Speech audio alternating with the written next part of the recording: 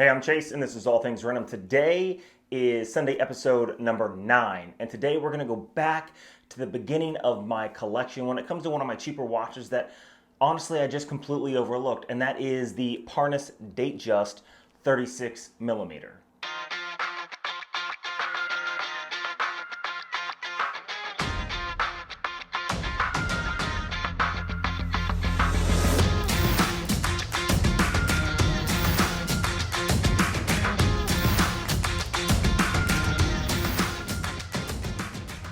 Okay, now the Parnis Datejust 36 millimeter, and we'll go over closer in just a minute. This watch I just absolutely love, and that's because it has all the classic design features that the Rolex 36 millimeter Datejust has.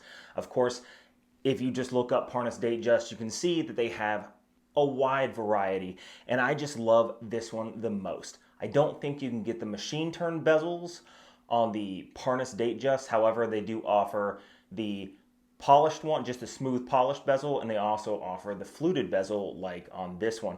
This came on a Jubilee bracelet, and I have it on this nice leather strap here because it really does dress down the watch quite a bit, and that's the one thing I really love about the Datejust is it can be dressed up and it can be dressed down. In fact, if I was going to choose it as a perfect one watch, it may be either the Datejust or the Explorer 1. Okay, now let's talk about sizing of the watch. This is a 36 millimeter watch, and it has a very high polished 316L stainless steel case. The crown on this is extremely small, but it fits overall with the general aesthetic of the actual watch itself. Again, it does have the fluted bezel, and it has a nice silver sunburst dial. You can see that the indices are all applied, high polished, and the hands, the second hand, and the indices all just look amazing. It's super clean, but even on this leather strap, you see that it's an amazing looking watch. The date at the 3 o'clock, you see it does have a cyclops, and it magnifies it quite well. In fact, the one thing that a lot of companies do not do very well when they create an homage of a Rolex is get the date window right with the cyclops. An example would be the Invicta Pro Diver. I think the magnification is like 1.5, which really doesn't do anything. But if you look at this one, the entire date fills that cyclops eye, which is exactly how it should. They did it perfectly. Now this watch does have Yoda movement in it. It is slightly decorated, but it would have been better if it just had a solid case back like the original Datejust. Now some people think that the see-through case back is a good thing to have on a watch. It depends on the watch. I mean, I would rather have a see-through case back on something like a Rolex than I would on the Parnis or another lower end watch brand because they just don't put a lot of energy into decorating their movements. And why would they?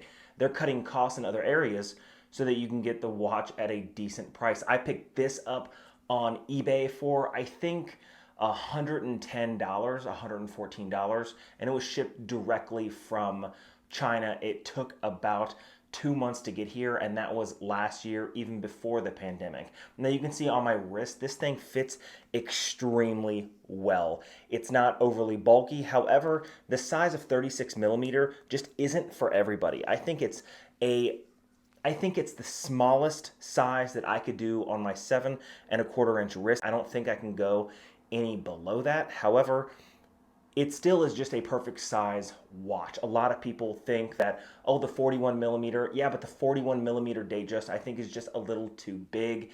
It doesn't really have the overall aesthetic like the 36 offers. That's why my range of watches is anywhere from 36 to 40. However, if I go any bigger, it's because of the design of the watch. Like the Balstraflager, I think is 47 millimeters.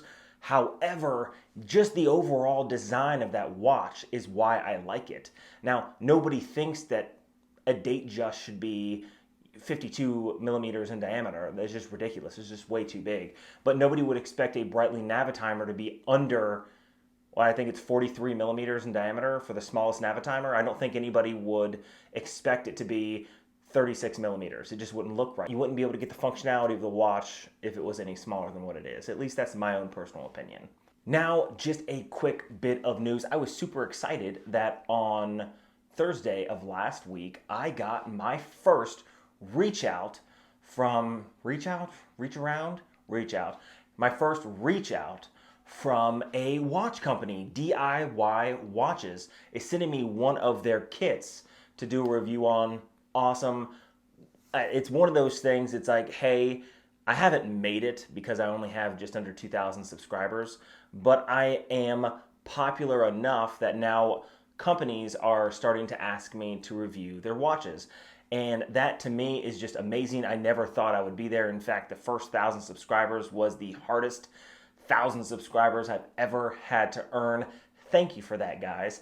So I'm going to be doing an unboxing on October 1st or October 2nd. It's supposed to get here on Monday or Tuesday. And then I'm going to do the full review and watch build the next day or the day after. So if you like videos and videos like this, hit that subscribe button down below. Leave a comment of the content you guys would like to see on this channel. This was just a quick Sunday episode. If you guys are interested in what's coming up in the future, make sure you hit that notification bell so you guys can be notified when I drop that next video. Until next time.